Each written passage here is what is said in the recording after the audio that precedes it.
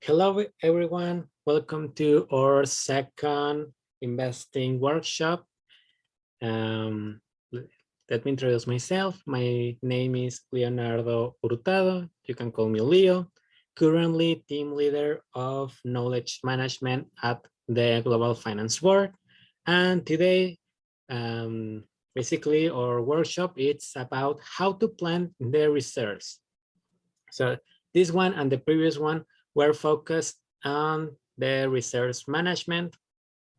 The first one was about why it's important the reserves, why it's important to plan these reserves and take into consideration during my whole term. This one, it's more focused on the amounts and see the perspective, planning between different scenarios, and then uh, keep this into my call to actions to set a good financial reserves plan for my next semester. And as you can see it, this is a workshop focused on investing, the new financial legal standard. So this is very important because we are looking forward to move the network around implementing more activities related to reserves management, investing, track and measure the investments. And the part of the standard checklist that it's covered on this slide is basically the MC financial and LC financial plans are created because this is more related to plan.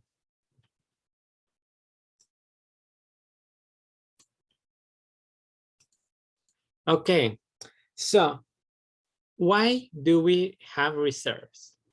And this is a good question because finance is very common to have conversations and also metrics around reserves. Also, we have in the GFB submission sheet, the reserves row inside or the different chart of accounts. And well, why we need reserves? Basically for two things. The first one, it's safety. Basically provide us an emergency fund so we can encourage the cash flow. So if we have cash flow problems or some critical situations, we can ensure that basically we have money to cover our costs, for example, liabilities, legalities, and so on. And well, this is a current situation. We are still facing the COVID-19 pandemic. And in the first months of this global pandemic was critical because we stopped our operations in many of our countries. So basically that affect because our incomes, it's basically related to our operations or exchanges. So most of the entities didn't have good incomes. By around 6 months or even a year. Still, right now we have some of these situations. We find alternatives and different solutions, but that was a real situation inside our organization. So the reserves is basically this system and basically this resource that we can use to cover any kind of contingency or emergency. So basically for that. Also, we have this other one, investments. So you have reserves, you have more money. So in case you want to do an investment to increase your results and increase your money, basically you have this separate amount specifically for this, and you don't affect the different other amounts. For example, the money that you will use for cover your MC payments, the entity affiliation fee, for example, or I don't know, your office rent, these kind of things. So you have a separate amount for investments and don't move money from other aspects, basically for those things. So take note, remember that we are talking about cash reserves right now because it's needed in most of the entities cash reserve is basically the immediately thing. It's based on your the liquidity that you have in your bank account and also in your petty cash. So this is why we have the measurement of cash reserves.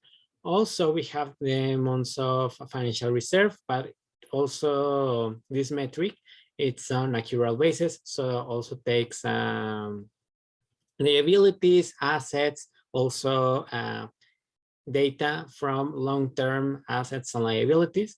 And then cash reserve is basically the things that you have in your mind, in your hands, sorry. So take that in consideration. Cash reserve, it's more based on your fast access liquidity. So take that in consideration.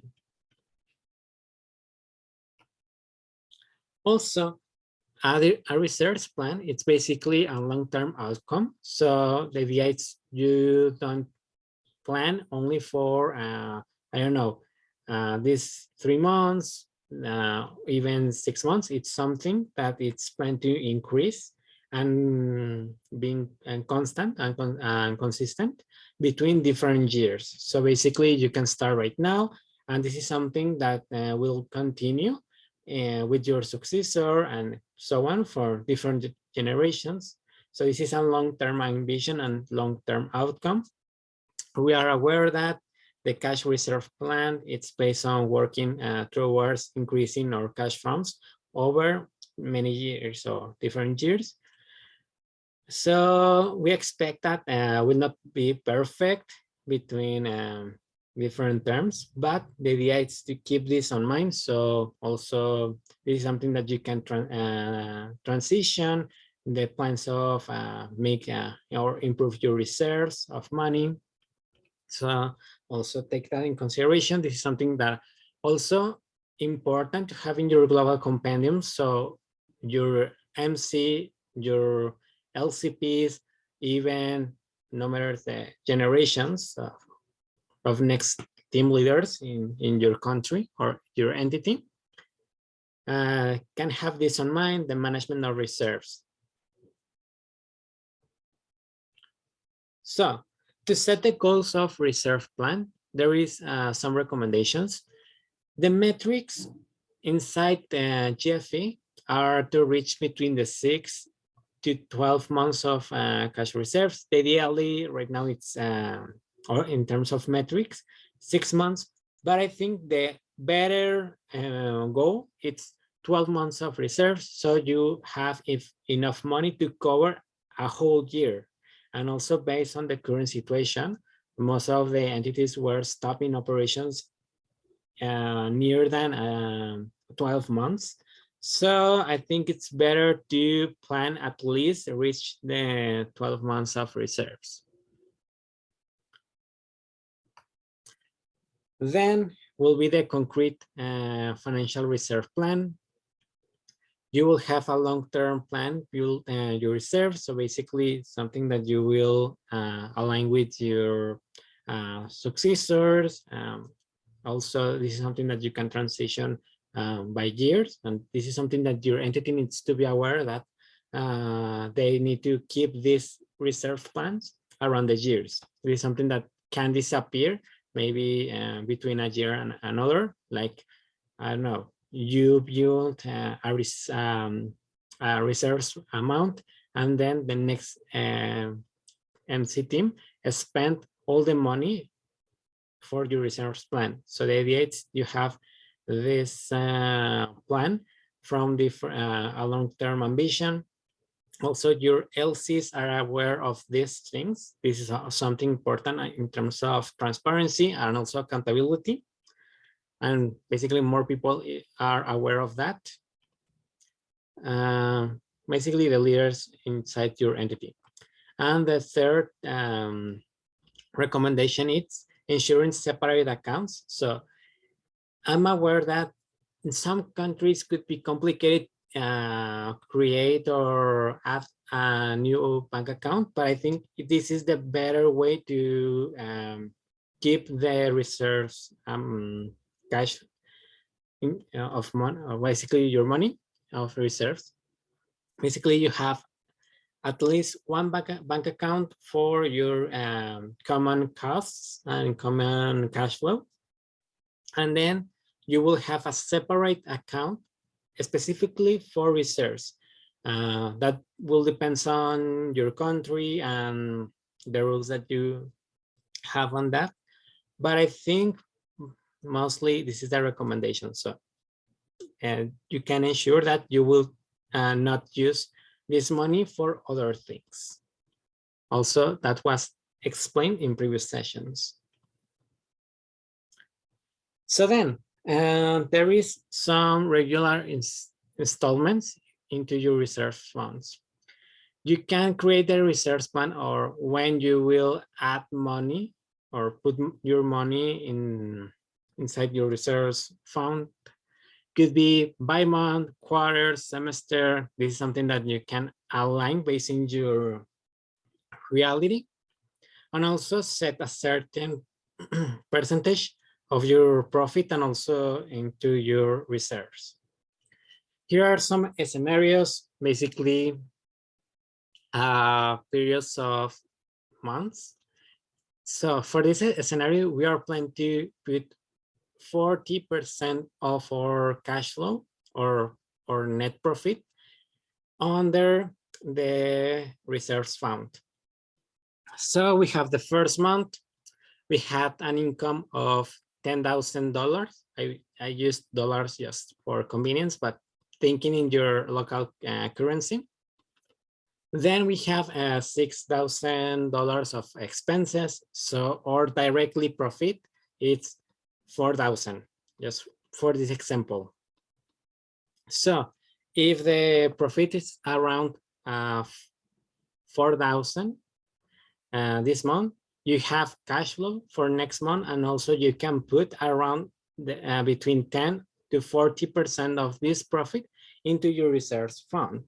So for the first month, you can put in your reserves fund between $400 to $1,600.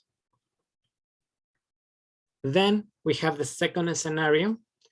Basically, could be our second month, for example. We have an income of $3,000 and also an expenses of 5,000. So our profit right now, it's negative for this month. It's basically we have a loss of 2,000. I don't know, maybe on this month you paid the entity affiliation fee, so you have more expenses, and right now your profit is negative. Basically, you are having losses. So only for this month, maybe it's feasible to don't put any amount inside your reserves. So for this month, the amount for reserves, it's 0. Then for the third scenario number 3, also could be our third month, we have an income of 7,000 and expenses of 6,500. Basically, our profit it's about 500. So this is a small profit. Maybe it was not a good month because we decrease in operations, or it's not a peak of approvals, maybe. So maybe using a specific percentage could be complicated because you have profit, but also not good enough. So you need also to ensure cover other things. So maybe for this month, you can put $0 in your reserves. Also could be 5, 10, depends on your forecasting of the following months. But this is the idea. So basically, you can check different in your months, the profit that you reach, and see it, the amount that you can set. Also, the good idea is having a clear goal first. So basically, save could be this I don't know, 10% of your reserves, or even a specific amount. So this is something that you can take into consideration. There is some different scenarios. You can check this every month and see it, the results.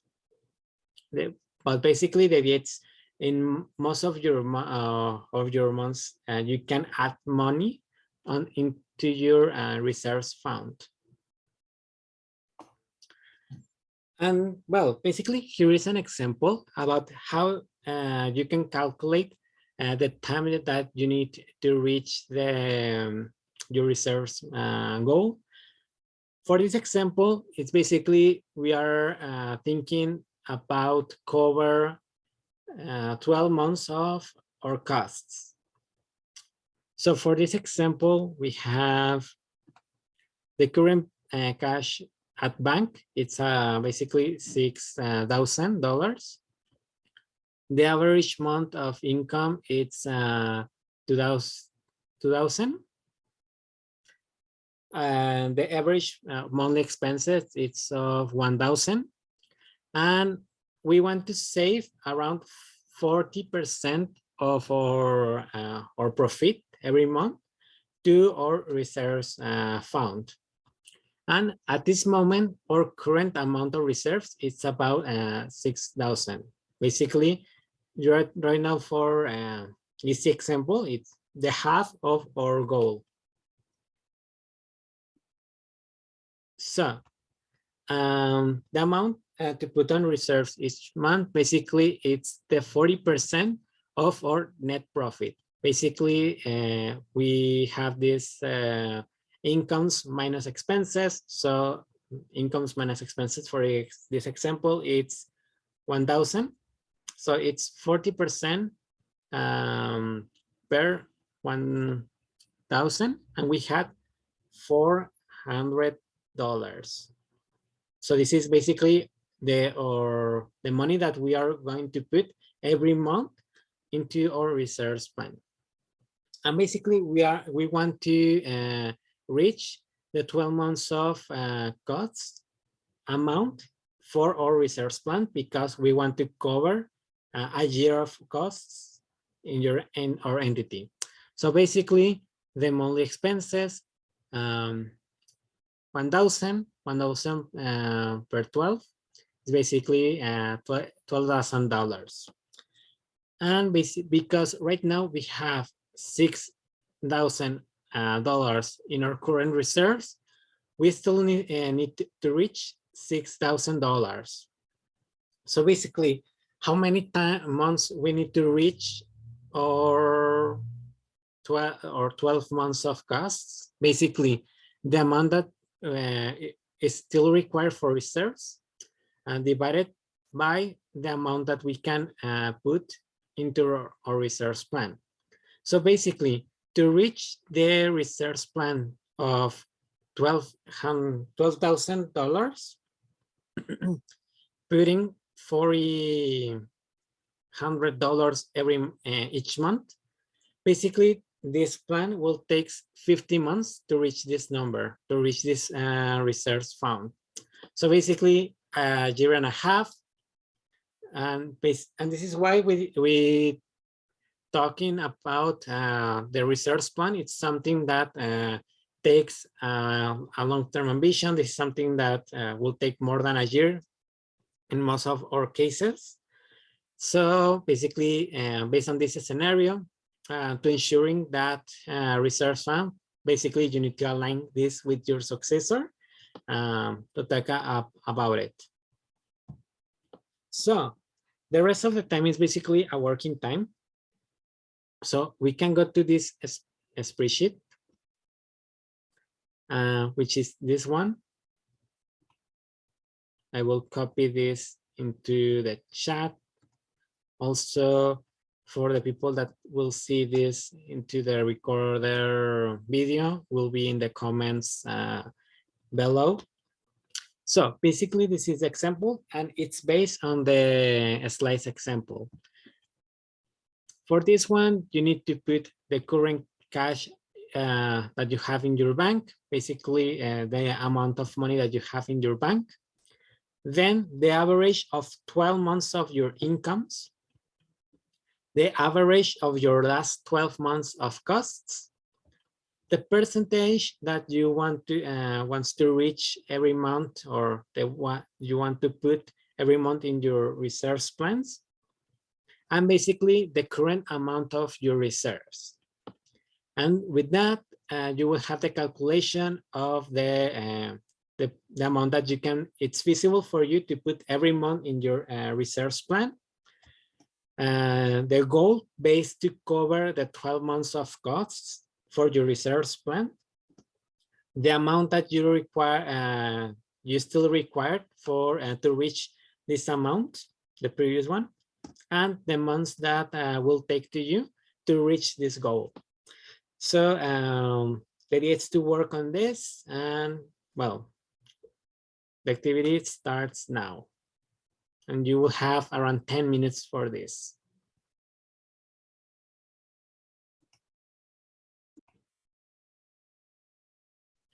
Okay, so the 10 minutes passed. Basically, you can go to this spreadsheet and make your own research plan. Here is the example. Also, you can do that with your amounts. Let's go back to the slides.